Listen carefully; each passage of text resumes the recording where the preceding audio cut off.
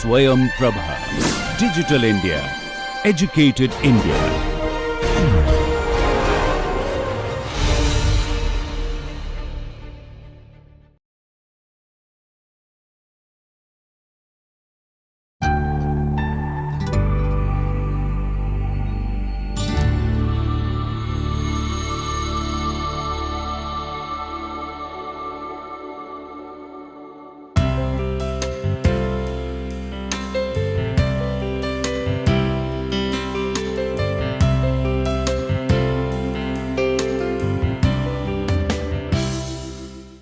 In the labor market, demand refers to the quantity of labor that employers are willing to hire at a given wage rate, while supply represents the quantity of labor that workers are willing to offer at the same wage rate. When these two forces intersect, they determine the equilibrium wage rate and the employment level in the labor market. If the wage offered by the employer is too low, the quantity of labor supplied may exceed the quantity of labor demand. As a result, you will have unemployment. On the other hand, if the wage offered is too high, there may be a surplus of labor which leads to excess supply and potential layoff. Labor market equilibrium occurs when the quantity of labor demanded equals the quantity of labor supplied. As a result, you will have a stable employment level and a stable wage rate. That balances the interest of both employers and workers in the labor market. In this lecture, we are going to discuss the basics of demand, supply and labor market equilibrium. Generally, farms combine various factors of production, mainly capital and labor, in order to produce goods and services that are sold in a product market. Their output and the way in which they combine labor and capital depends on three forces. One is the product demand. Second, the amount of labor and capital they can acquire at a given prices, and the choice of technology available to them. So, when we study the demand for labor, we are interested in finding out how the number of workers employed by a farm or a set of farms is affected by changes in one or more of these three forces. So, to simplify the discussion, we shall study one change at a time while holding the other forces constant. So, when we are talking about that, we will discuss about the demand for labor with the changes to the wages. We will keep constant the product demand in the product market. We will also assume that the price of capital is constant and the available technology is constant.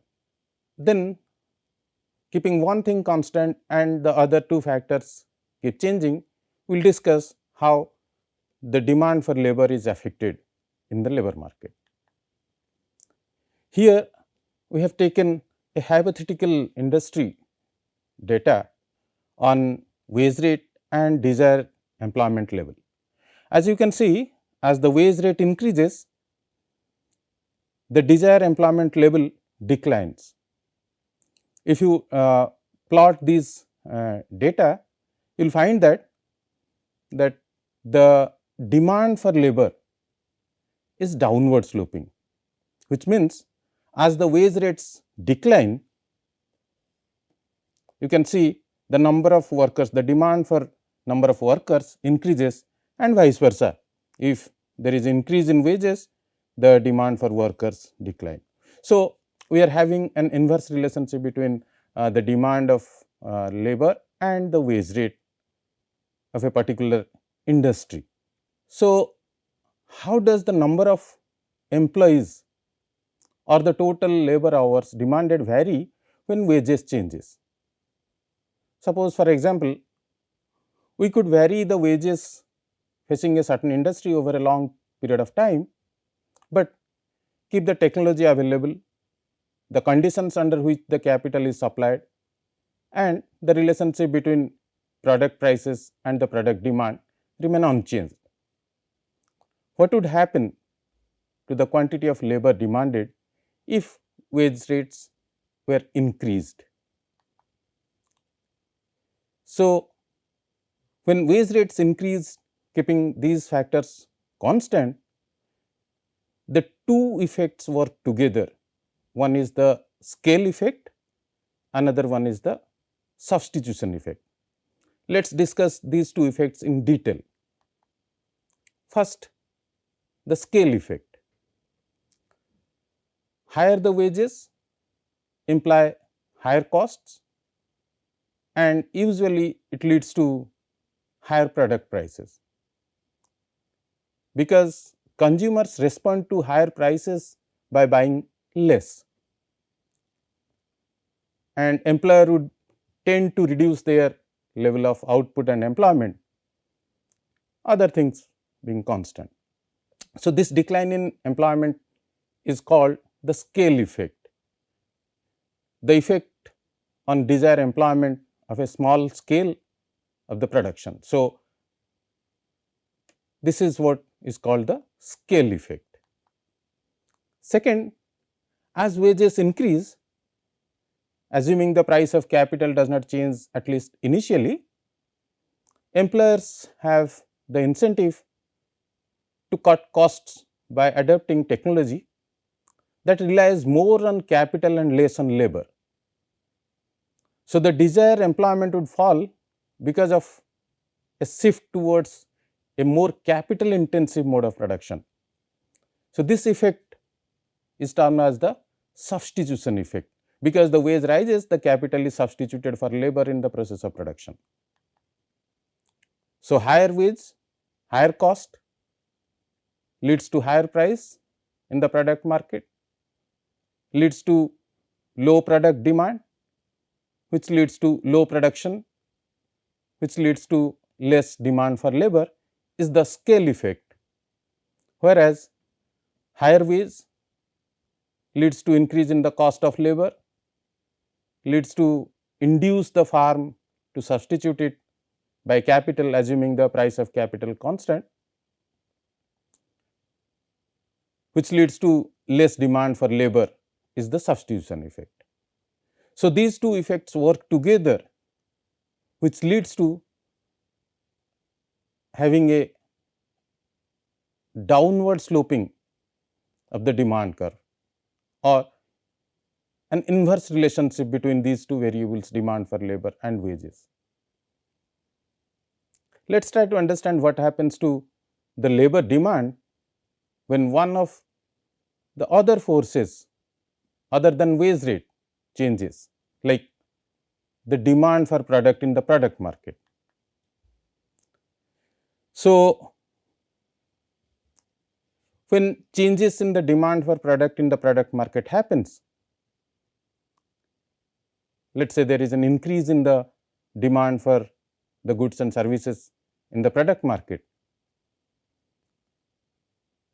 then the output level would clearly rise as the farm in the industry sought to maximize their profit, and this will lead to a scale effect to produce more, which would increase the demand for labor at any given wage rate.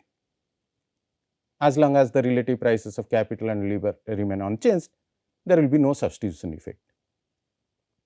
So, this will lead to a kind of shift in the demand function. Suppose demand for product of a particular industry were to increase, so that at any output price more of the goods and services could be sold. And in this case, technology and the conditions under which capital and labor are made available to the industry do not change. Output levels would clearly rise as the farm in the industry sought to maximize profit, as I said, and this scale effect would increase the demand for labor at given wage rate. Since the technology available and the condition under which the capital and labor are supplied have remained unchanged, this change in the product demand would increase the demand desired at any wage level that might prevail. In other words, we can say the entire labor demand curve shifts to the right, and this rightward shift, shown as the movement from D to D dash in the figure, indicates that at every possible wage rate, the number of workers demanded has increased. Now, let us try to understand what happens to the labor demand when there is a change in the supply of capital. Consider what would happen if the product demand schedule, the technology and the supply conditions, labor supply conditions were to remain unchanged, but the supply of capital changed, so that the capital price fell to 50% of their prior level. How would this change affect the demand for labor? So, this, when the supply of capital, the cost of supply of capital declines,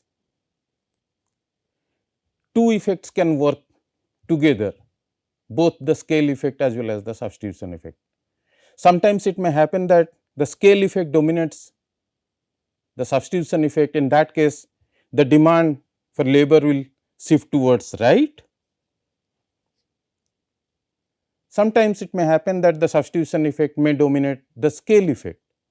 In that case, the demand for labor will shift to the left. Let us discuss in detail how this substitution effect and scale effects dominates in different cases, and how this leftward and rightward shift will happen. First, when capital price decline, the cost of producing tends to decline,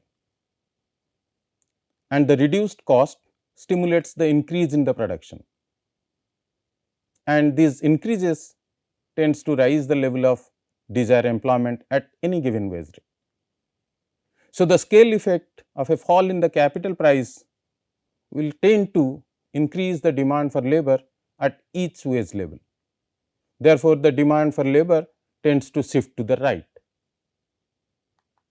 Second, a fall in the capital price would be a substitution effect, where firms adopt more capital intensive technologies in response to the cheaper capital.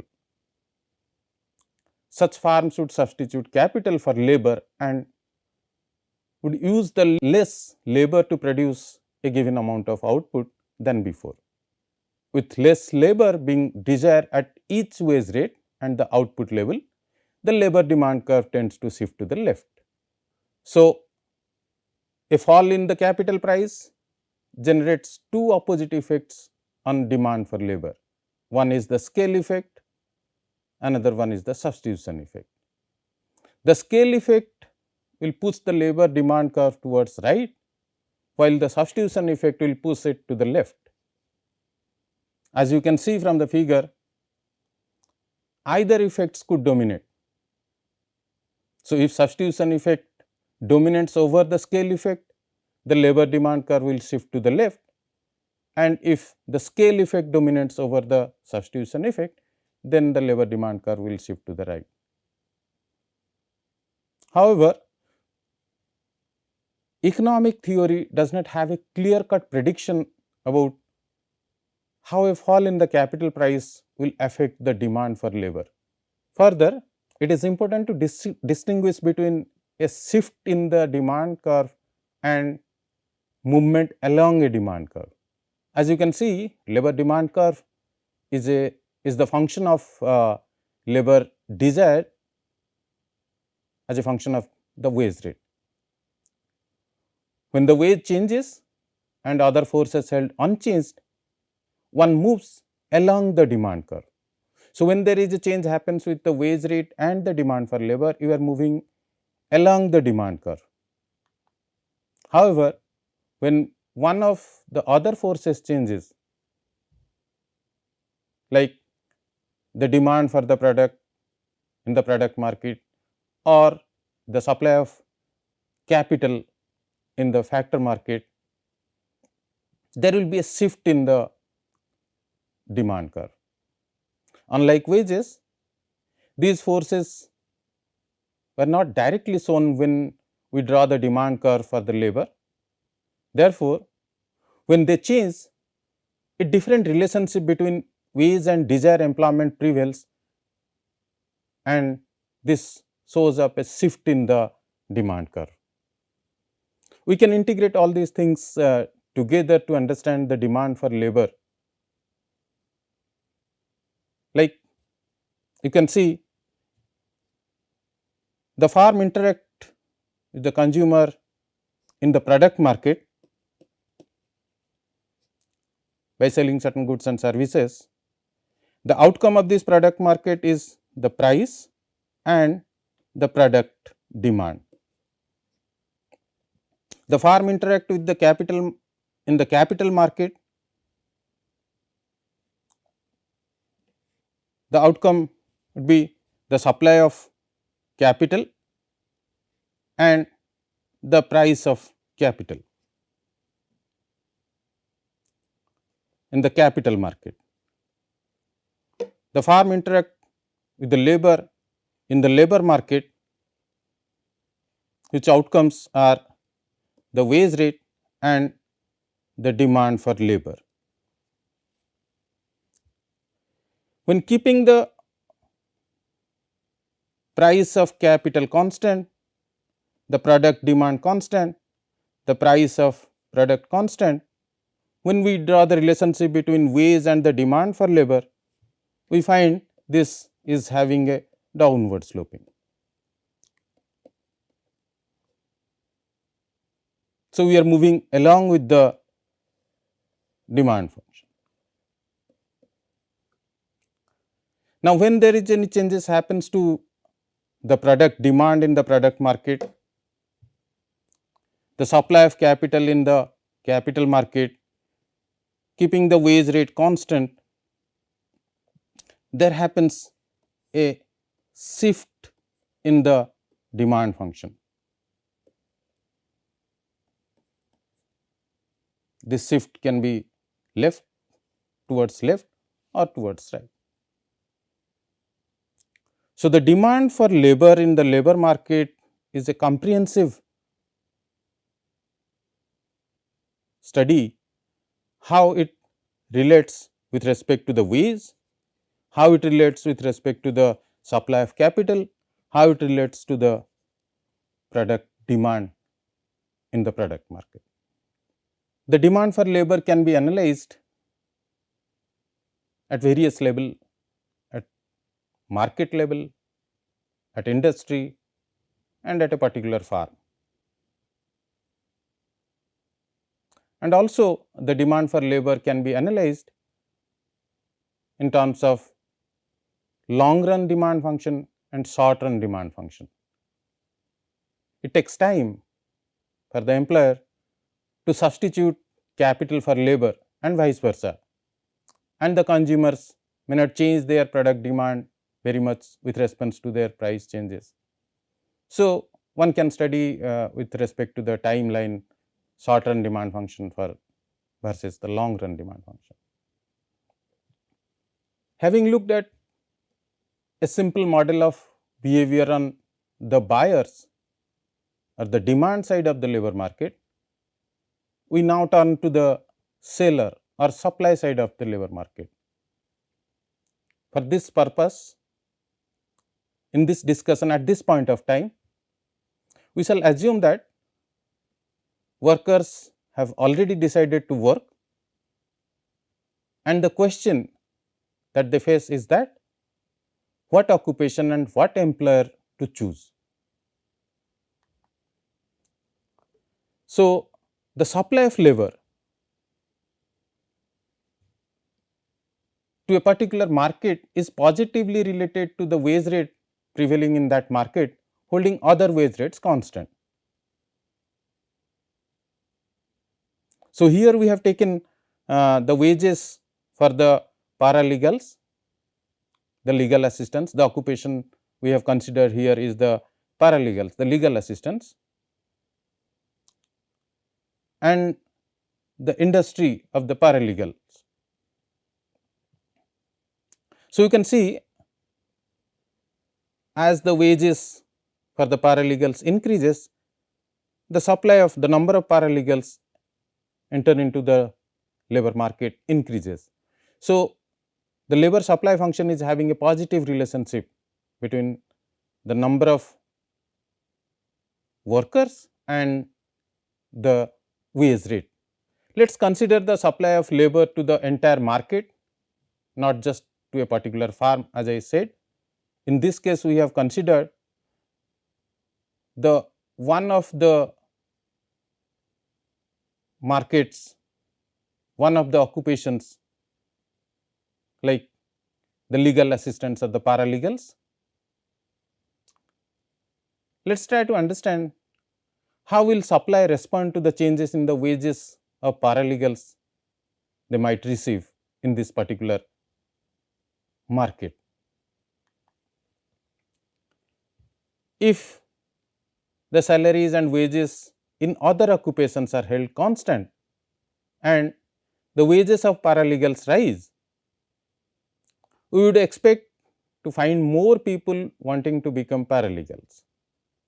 For example, suppose that each of the 100 people in the college graduating class has the option of becoming an insurance agent or a paralegal. Some of these 100 people will prefer to be insurance agents, even if paralegals are better paid, because they like the challenges and the sociability of selling. However, some would want to be paralegals, even if the pay were comparatively poor, because they hate the pressure of selling. Moreover, many could see themselves doing either job. For them, the compensation in each occupation would be a major factor in their decision that whether to go for the occupation like paralegals or to go for the occupation of insurance agent. Therefore, the supply of labor to a particular market is positively related to the wage rate prevailing in that market, holding other wages constant, which means if the wages of the insurance agents are held constant and the paralegal wages rises, more people will want to become paralegals because of this relative improvement in the compensation. Therefore, we are having a positive relationship between this wage and the labor supply to this particular occupation called paralegals. Now, let us try to understand what are the factors that can affect the shift in the supply of these paralegals. As with demand curves, each supply curve is drawn holding the other prices and wages constant. If one or more of these other prices or wages were to change, then it could cause the supply to shift. As the salaries of the insurance agents rise, some people will change their mind about becoming paralegals and choose to become insurance agents. Therefore, increases in the salaries of insurance agents would cause the supply of paralegals to shift to the left. Now, let us try to understand what is going to happen to the supply of labor to a particular farm.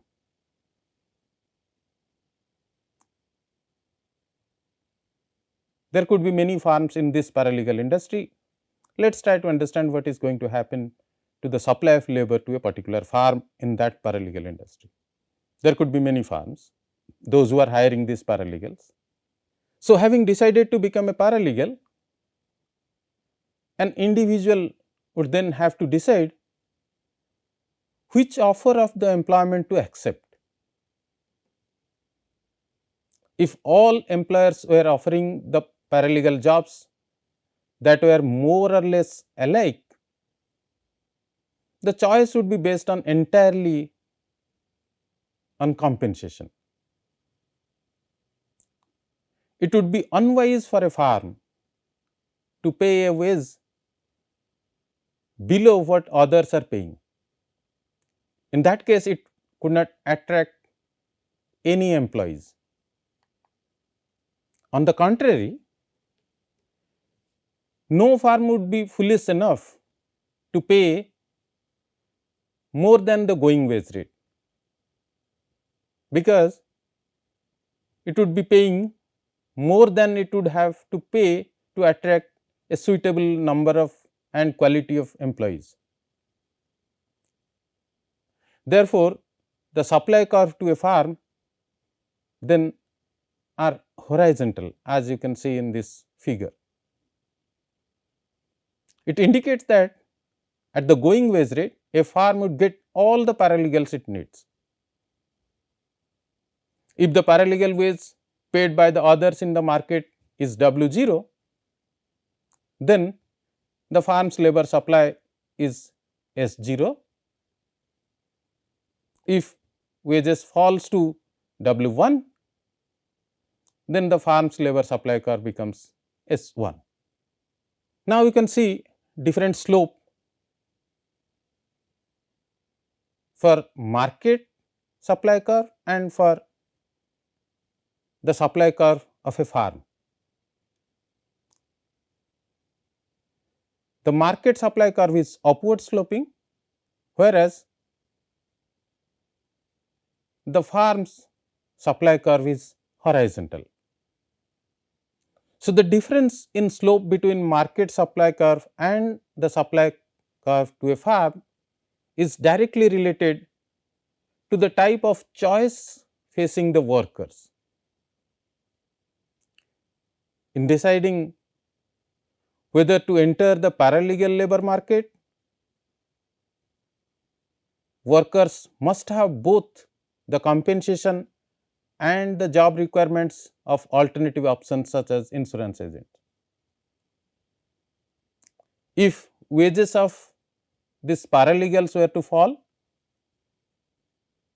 not everyone would withdraw from the market, because the jobs of these insurance agents and paralegals are not perfectly substitute. Some people would remain paralegals even after a wage decline, because they dislike the job requirement of insurance agents. Once the decision to become a paralegal had been made, however, the choice of which employer to work for would be a choice among the alternatives, in which the job requirements were nearly same. Therefore, the choice should have to be made on the basis of compensation alone. If a firm were to lower its wages below those others offering, it would lose all its applicants. So, the horizontal supply curve is therefore a reflection of supply decision made among alternatives that are perfectly substitute to each other.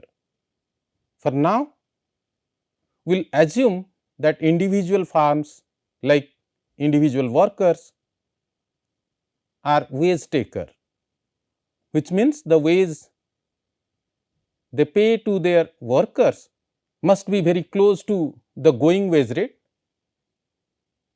if they face competition in the labor market.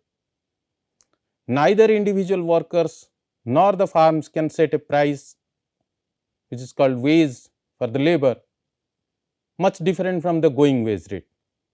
In the next lecture, we will discuss the determination of V's through the simplest economic model of the labor market equilibrium.